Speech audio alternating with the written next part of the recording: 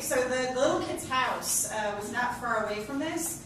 And so then I'm kind of like, these dicks are like making that kid cry, and his parents are just a couple blocks away, you know. And I know that the parents killed all the orchards, and that's why they're mad.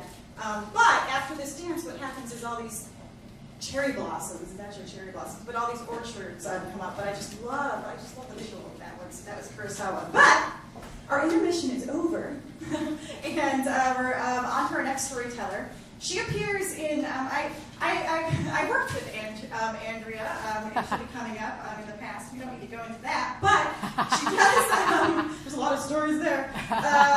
She has appeared in Orange is the New Black, Dr. Oz, and she hosts Saw Her Stand Up There. She's the host of that show and the producer, and she's also the producer of the podcast, Putting on Your Big Girl Pants, Andrea Shapiro.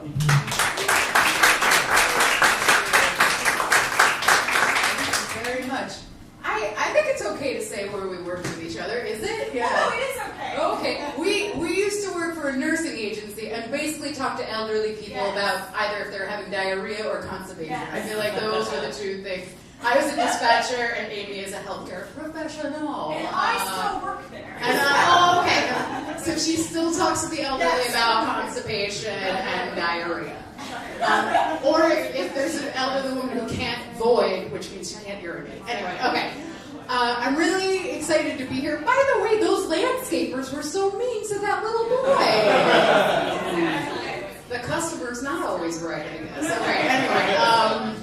I'm so excited to be here. I am totally one of those gals that gets how's it going? Okay. I'm totally one of those gals that gets really loving a take it away kind of movie, you know, like Julia Roberts is eating and praying and loving, and you know my nipples are getting hard just like thinking about it. You know, like I always grew up being really addicted to fantasy and this romanticism, and especially when I saw the film Before Sunrise, directed by Richard Linklater, the trilogy. No, let's forget about Star Wars. The real trilogy. Before Sunrise, Before Sunset, and then Before Midnight. But I remember seeing Before Sunrise when I was very 13 or 14 years old, and I just wanted to, I love that idea, I just want to be those people, and the idea of there being 3 stars in a film like this couple and then this city. And I always dreamed of backpacking through Europe and being like Jesse, who's played by Ethan Hawke in the movie. And so I did Artist Way group for a very, very long time. Artist Way, which is I'll lead you to the Kool-Aid if you guys don't know what Artist Way is. It's this workbook by Julia Cameron where you awaken your artist child. And my artist child really, really wanted to go backpacking through Europe. So whenever be like, what's your dream? If you had money, what would you do? And I'd be like, go backpacking through Europe. And I just never had money. I just never had money. So eventually, in March of last year, my dad passed away, and so that means you all like my story, because you all have to feel bad for me. It's a great way to garner support. I might as well, and I'm also an Iraqi war vet, so everybody likes my story.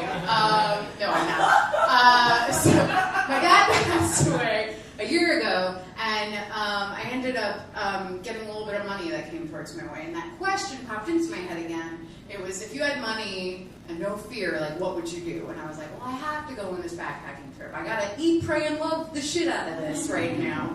So I went backpacking for a month last summer. So this really wasn't that long ago. And I want to talk to you guys about something called grifucking, which is grief fucking, but just pushed together. It's a term that I think that I am trademarking it. I don't know. But grifucking, you can just say it real fast. I would be lying to you if I said I wasn't down for that, okay, during the trip.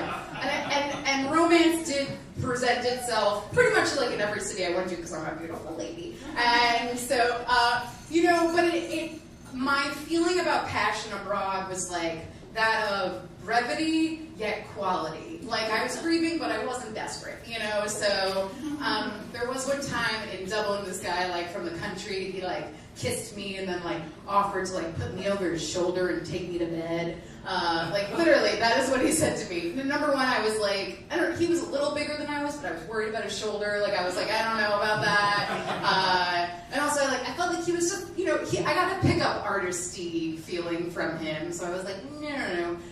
Then I went on a date with a guy when I was in Amsterdam at like a Dutch local.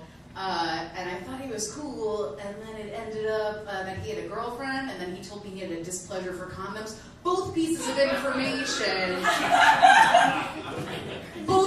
information he decided to tell me pretty much in the same breath, because why wouldn't you I have a girlfriend, and I love raw dogging it, like, why wouldn't you say that? So I was like, bye-bye, and I was kind of getting a little discouraged, because these guys just weren't worthy, and I was like, I like myself,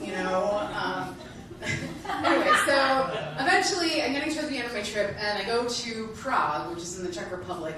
The only way I could describe Prague is like being inside of a dollhouse 24/7. Just like, there's just things, it's just like, those clocks that have the little things that come out of them, and they're like, that's Prague, like 24/7.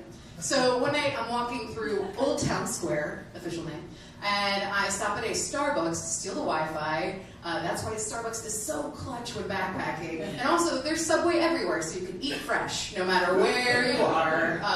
So I stop at the Starbucks to go and check my Wi-Fi, to check my email. And I also, like, intermittently, I was on the Tinder, you know what I mean? Like, whatever. So I look and I see I have a message from like this really, really cute guy. He had these like beautiful blue eyes, crystal pools as I like to call them. Look at these crystal pools. And he was Swedish, and he was an airport security guard. And I was like, oh, maybe he can frisk me. And he seemed really funny and sweet, so we started talking. And throughout the trip, I had this mantra come up, and it would just be like, why not? It'd be like, do you want to go trip in the Highlands? Why not? You want to go in a bar crawl? I'm sober, but I'd be like, if there's Coke Light there, why not? Coke Light was like the other thing that I like totally fell in love with, by the way, in Europe. It's amazing. It's full of carcinogens, but whatever. We're all gonna die sometime. So it's just like, why not? So I was like, why don't we meet up? So we did, and we met up in front of a store called The New Yorker, which was his suggestion. I suppose he wanted to make me feel at home. So we met up there. The first thing he said to me upon us meeting was, don't worry, I promise I'm not an axe murderer, which made me feel good, because when you ask someone if they're an axe murderer, they have to tell you if they're an axe murderer. That's the first rule of axe murdering.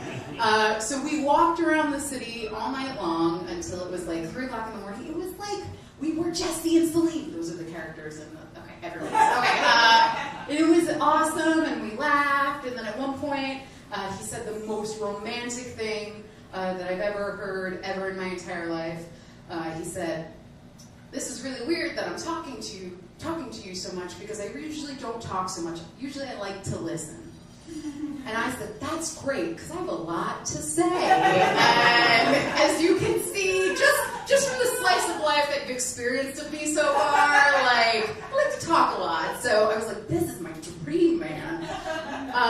So that night, he walked me to this tram stop, because I was staying in this really nice place. It was far across town. And he brought me to the tram stop. Tramp. Okay, Freudian slip. It was very appropriate. Anyway, so he walked me to the tram stop, and I had a feeling he like wanted to go back with me, and I wanted to, but I was really tired. So I said to him, "Listen, I'm not gonna sleep with you." Like I just like straight out said it. I'm like, I'm not gonna sleep with you.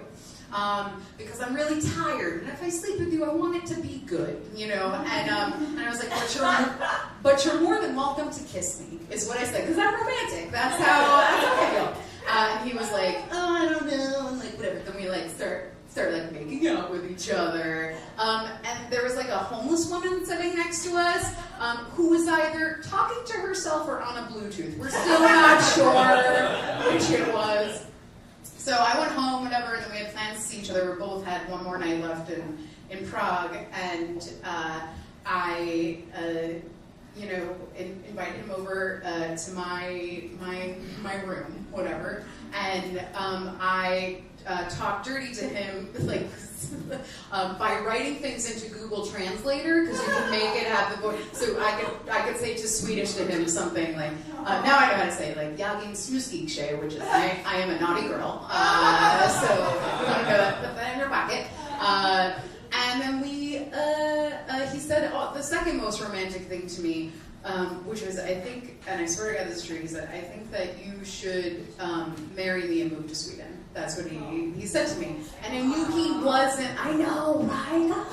This happened to me. And I knew he wasn't lying because I had just fucked him, so there was no incentive for him. I was not like, then running away, hitting and quitting. So he stayed over. And guys, I waited 2 nights, okay? That's like 3 months in Europe backpacking time, okay? It's like dog years when it comes to Europe backpacking time. So the next night, he slept over, and then the next day, I tried to have sex with him again, he was too tired. Anyway,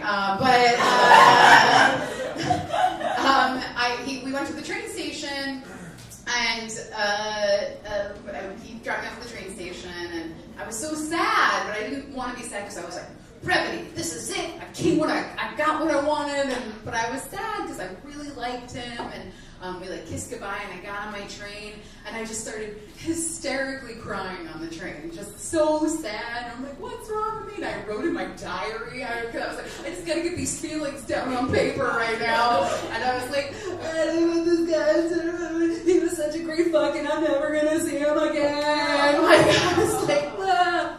So I get to Vienna, which is the last city I'm going to be in, which, by the way, is the location of Before Sunrise, just in case you know, it's where it takes place. And I finally have Wi-Fi again, and I have like 6 messages from him. And he's just like, I don't want that to be the last time I see you. And so, I know, it happened to me, guys! It was amazing! And so we started talking every day, and then he came to New York in October for my birthday. And he comes to New York a week out of every month. He was just here 3 days ago. And I know, it's so cool. And I think about it sometimes because of the course of events, like, you know, how weird life is sometimes. Like, my dad passed away, and if he hadn't passed away, I wouldn't have the money, and if I didn't have the money, I wouldn't get on the trip, and if I didn't go on the trip, I wouldn't have met him. And it's never like, life is good or bad, life just is, you know, and things happen the way that they're supposed to happen. And I feel really grateful for that. So, that's it for me. Thank you, guys!